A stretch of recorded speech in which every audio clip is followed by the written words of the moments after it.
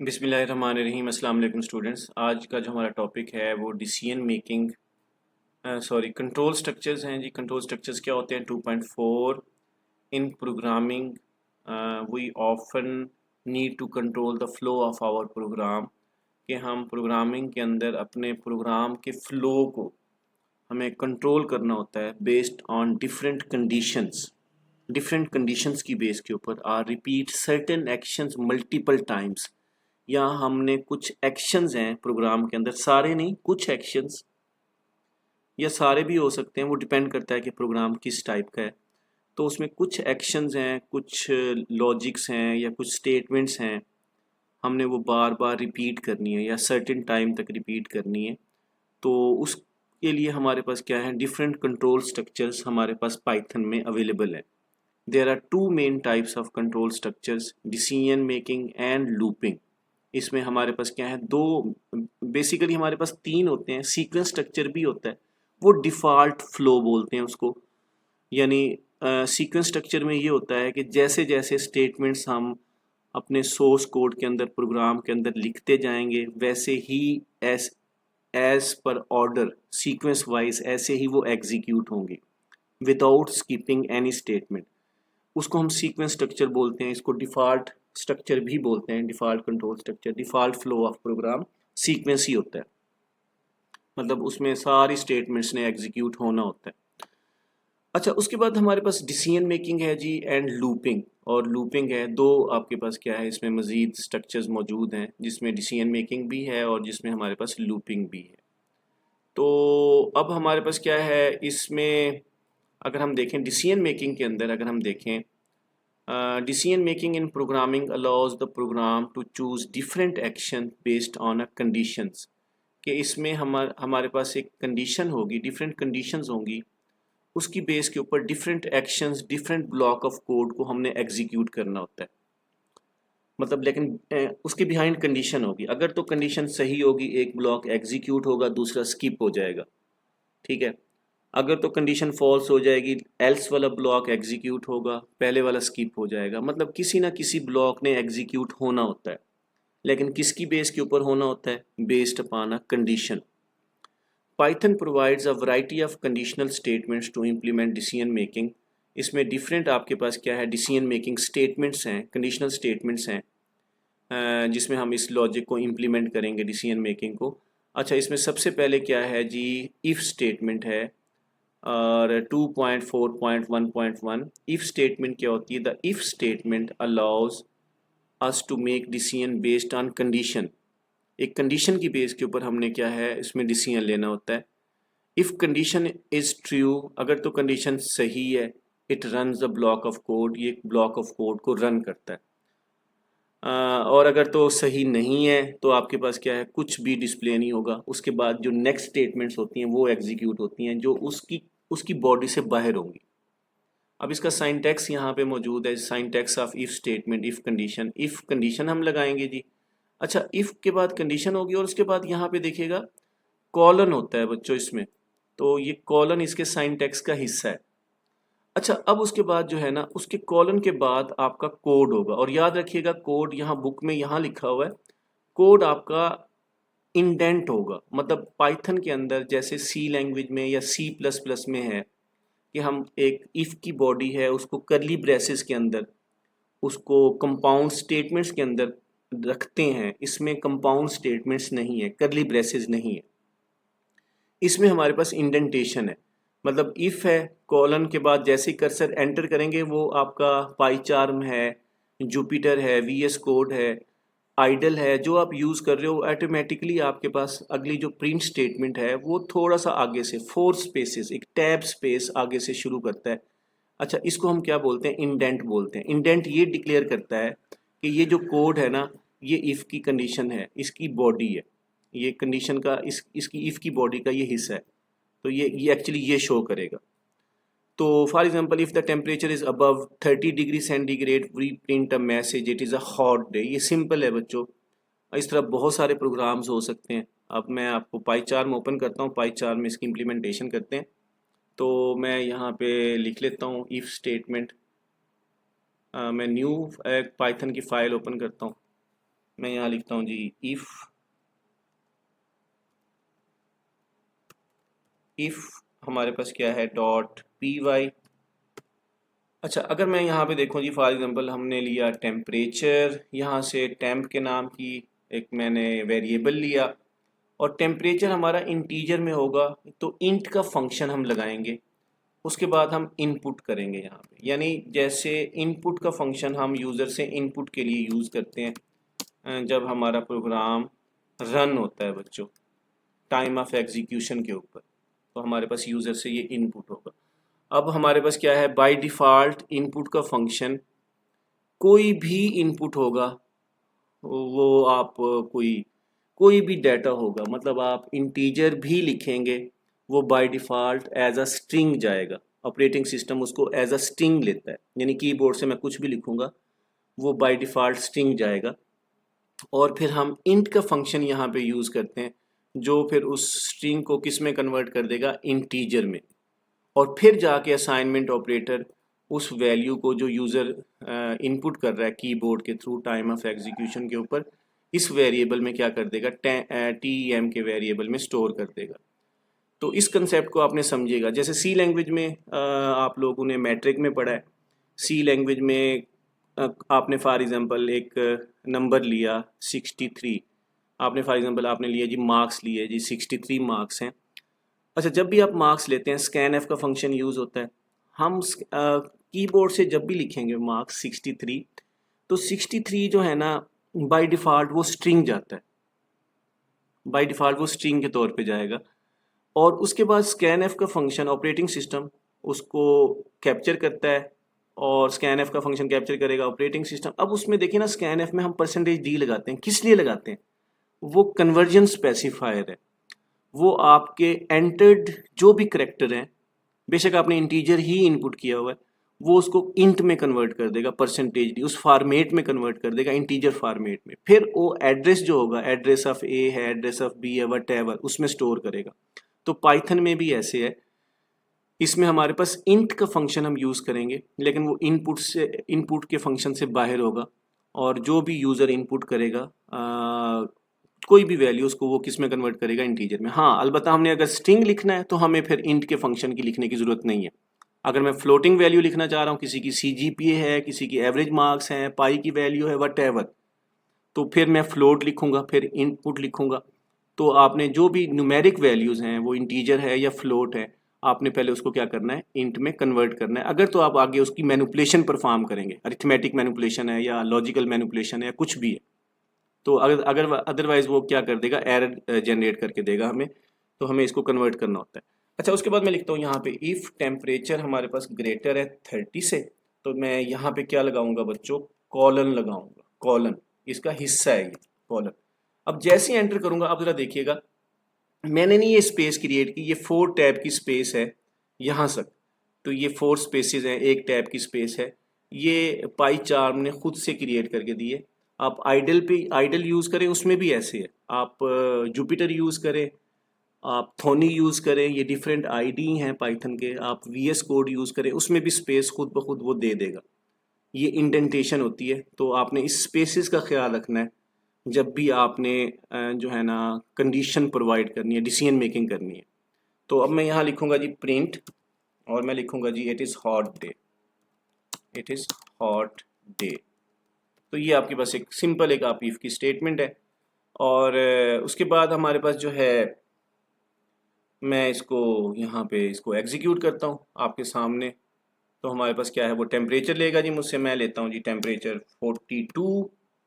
मैं यहाँ लिखता हूँ, अब क्या आ गया, इट इज़ हॉट डे। ये हॉट डे है बच्चों। अगर मैं इंडेंटेशन नहीं करता बच्चों, आपके सामने मैं इसको यहाँ पे लगा देता हूँ। अब क्या होगा, अब ज़रा देखिएगा, मैं इसको रन करता हूँ। तो अब ज़रा देखिएगा, प्रोग्राम में एरर आ गया, इंडेंटेशन एरर। ये एक एरर है, ये इंडेंटेशन एरर है बच्चों। वो कह रहा है जी expected and intended block after if statement on line number 2। Okay, line number 2 में आपने ना क्या है, एक इंडेंट ब्लॉक लगाना है, आपने नहीं लगाया। मैं टैब प्रेस करता हूँ, तो अब मैं इसको रन करता हूँ। अब हमारे पास क्या है, हमारा प्रोग्राम एग्जीक्यूट होगा, रन होगा। मैं कोई भी वैल्यू यहाँ पे दूंगा, वो हमारे उसके अकॉर्डिंगली कर देगा। अच्छा, अगर मैं कोई वैल्यू 30 या 30 से कम देता हूँ, फॉर एग्जांपल मैंने यहाँ 30 लिखा बच्चों, 30 क्योंकि 30 से अबव जो है ना वो कंडीशन सही होगी। 30 वाला आपके पास देखो, अब आपके पास कुछ भी आउटपुट नहीं आया, हमारा प्रोग्राम कुछ भी आउटपुट नहीं आया इसमें। 29 लिखें आप, कोई आउटपुट नहीं आएगा। तो ये आपके पास एक simple form of selection structure है। मैं 12 टेम्परेचर लिख देता हूँ, 12 डिग्री, तो इस पर भी कुछ भी नहीं डिस्प्ले हुआ कि उसमें हमारे पास स्टेटमेंट, ये स्टेटमेंट तब ही एग्जीक्यूट होगी जब आपकी जो एंटर टेम्परेचर होगा वो 30 से अबव होगा। तो इस स्टेटमेंट का उस वक्त लाजमी एग्जीक्यूट होगी, यानी ये ब्लॉक ऑफ स्टेटमेंट्स हमारे पास क्या है, उस वक्त एग्जीक्यूट होगी जब कंडीशन सही होगी, on the base of a condition. जो हमारा सिलेक्शन क्राइटेरिया है सिलेक्शन स्ट्रक्चर का, जो हमने पढ़ा है, एक ब्लॉक ऑफ कोड एग्जीक्यूट ही तब होता है जब कंडीशन सही होती है। तो ये कंडीशन सही होगी तो ये एग्जीक्यूट होगा। तो इस तरह हमारे पास बहुत सारे प्रोग्राम्स हैं, हम कर सकते हैं। और मैं यहाँ पे करता हूँ 2 नंबर ले लेता हूँ। अगर मैं करता हूँ जी 2 नंबर लेके मैं temp1 लिखता हूँ, temp1 लिखता हूँ पहले दिन का, और मैं लेता हूँ यहाँ पे temp2 दूसरे दिन का टेम्परेचर। तो मैं temp2 ले लेता हूँ यहाँ पे बच्चों, ये 2 दिन का टेम्परेचर लिख रहा हूँ। तो अगर मैं यहाँ पे कुछ कंडीशन ऐसी लगाऊँ, मैं लगाऊंगी temp1 इक्वल temp2। जी बच्चों, टेम्प नहीं है, टेम्प है, TEM है बच्चों, P नहीं है यहाँ पे। केस सेंसिटिविटी का ख्याल रखिएगा बच्चों, जो वेरिएबल आप ऊपर लेंगे उसको एज इट इज़ ही आप आगे कंडीशंस में, एक्सप्रेशंस में और एक्सप्रेशंस के अंदर और डिफरेंट मैनिपुलेशन के अंदर आपने एज इट इज़ ही लेना है। तो अब मैं फॉर एग्जांपल ऊपर TEM लिखा है मैंने, मैं यहाँ टेम्प कर रहा था तो वो एरर होगा। तो अब हमारे पास क्या है, मैं यहाँ लिखूँगा जी same temperature on both days, हम लिखूंगा जी same temperature on both days. भी दोनों दिन हमारे पास क्या है, सेम टेम्परेचर है। ये हमारे पास एक प्रिंट का फंक्शन है, ये एक मैसेज को डिस्प्ले करने के लिए, वेरिएबल को डिस्प्ले करने के लिए हम यूज़ कर सकते हैं। इसको हम ऐसे भी लिख सकते हैं, जैसे हमारे पास क्या है, ये प्रिंट हो जाएगा। मैं लिखता हूँ जी टेम्परेचर आपके पास आज टेम्परेचर 41 है, कल 41 था, आज भी हमारे पास 41 है। तो हमारे पास क्या आएगा जी, same temperature on both days, दोनों दिन सेम टेम्परेचर है। अगर तो टेम्परेचर डिफरेंट होगा तो फिर क्या आउटपुट आएगा जी बच्चों, तो आप लोग ये कमेंट्स में साथ साथ इसको मेंशन किया करें। मैं अभी बता देता हूँ आपको, कोई आउटपुट नहीं आएगा क्योंकि कंडीशन फॉल्स हो गई है, और ये कंडीशन उसी वक्त ही आपके पास एग्जीक्यूट होगी, ये आपकी ब्लॉक ऑफ स्टेटमेंट्स, जब आपके पास ये कंडीशन क्या होगी, सही होगी, जब एक टेम्परेचर, दोनों टेम्परेचर सेम होंगे। तो इस तरीके से हम डिफरेंट अरिथमेटिक लॉजिक्स को, रिलेशनल लॉजिक्स को, लॉजिकल रिलेशंस को, लॉजिकल एक्सप्रेशंस को यहाँ पे हम यूज़ कर सकते हैं। और हम, क्योंकि ये एक सिंपलेस्ट फॉर्म ऑफ कोड है, सिलेक्शन स्ट्रक्चर है जिसको हम यूज़ करते हैं। होपफुल स्टूडेंट समझ आ गया होगा आपको कि ये हम क्यों यूज़ करते हैं। अच्छा, इसमें हम ना प्रिंट का फंक्शन आप लोगों को पता है, हम इसमें एफ स्ट्रिंग यूज़ करेंगे और हम लिखेंगे जी, अब ऐसे भी लिख सकते हैं टेम्परेचर ऑन टेम्परेचर, और मैं करली ब्रेसेस लिखता हूँ जी TEM1, और मैं लिखता हूँ यहाँ पे एंड, यहाँ पे लिखता हूँ जी TEM2 आर सेम। बच्चों इस तरीके से भी लिख सकते हैं। तो ये हमने एफ स्ट्रिंग के थ्रू भी लिख दिया, तो हम एक मल्टीपल स्ट्रिंग्स और मल्टीपल वेरिएबल्स को भी प्रिंट कर सकते हैं। तो अब ज़रा देखिएगा, मैं टेम्परेचर यहाँ लिखता हूँ जी 43, और यहाँ पे भी 43 लिखता हूँ, तो हमारे पास आएगा जी टेम्परेचर 43 एंड 43 आर सेम। यहाँ डे 1 भी लिख सकते हैं, कुछ भी आप एक मीनिंगफुल एक मैसेज यूज़र को दे सकते हैं, आउटपुट दिखा सकते हैं उसको, वो आपके ऊपर डिपेंड करता है।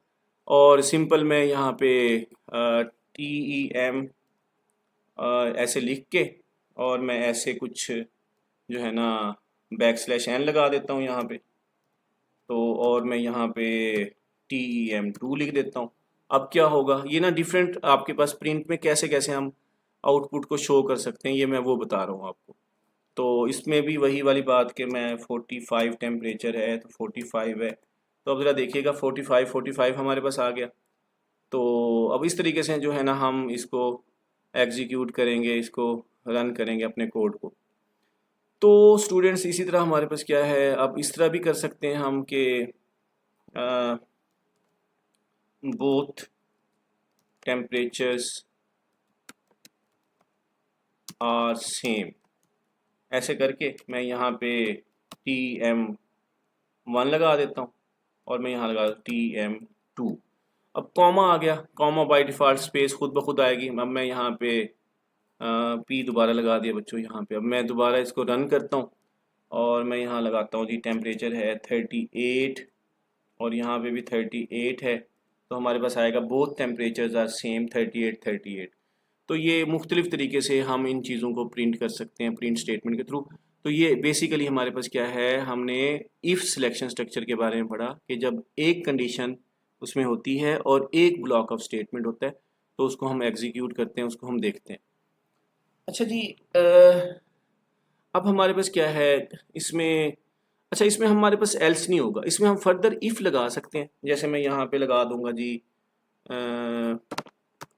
इस तरीके से, मैं इस तरीके से लगा सकता हूँ और मैं लिखूँगा जी टेम्परेचर आपके पास क्या है, ग्रेटर है, ठीक है, ग्रेटर है या इक्वल है, और यहाँ पे अब मैं लगा दूंगा जी प्रिंट और यहाँ लिखूँगा जी टेम्परेचर इक्वल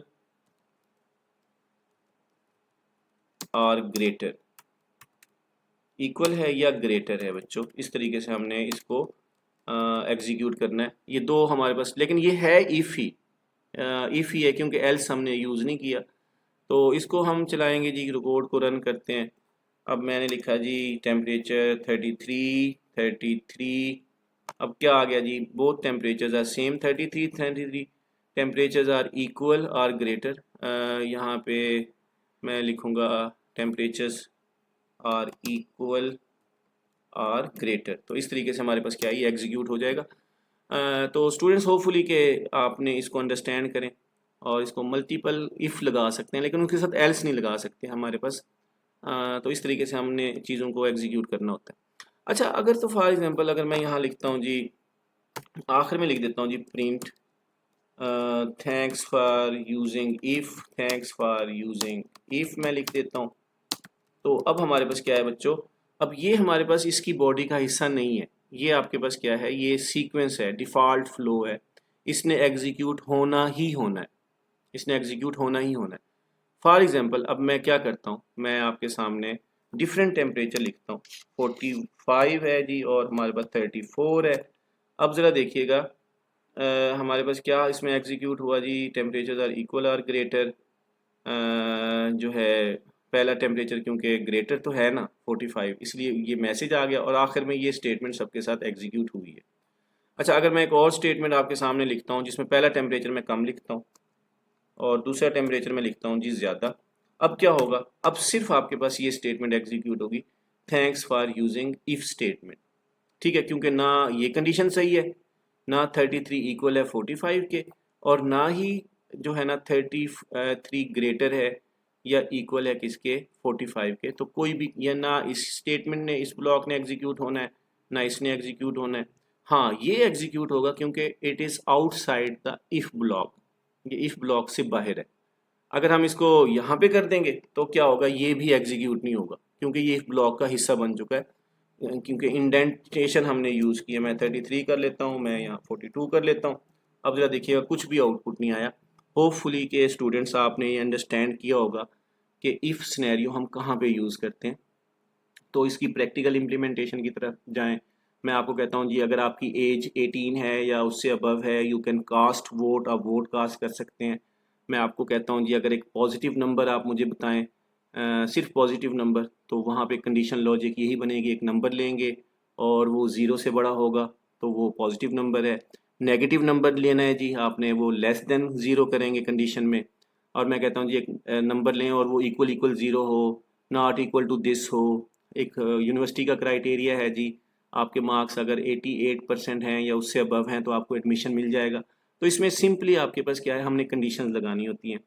और इसी तरह हमारे पास एक अमाउंट है, अगर सैलरी जो है ना आपकी enter your salary, annual salary, अगर वो एनुअल सैलरी एक ख़ास अमाउंट से इंक्रीज़ हो जाती है, there will be an FBR tax on your salary, आपकी सैलरी के ऊपर ये स्लैब बनेगी FBR की। ये बहुत सारे सिनेरियोज इस तरह हम जो है ना इम्प्लीमेंट कर सकते हैं इफ़ के थ्रू।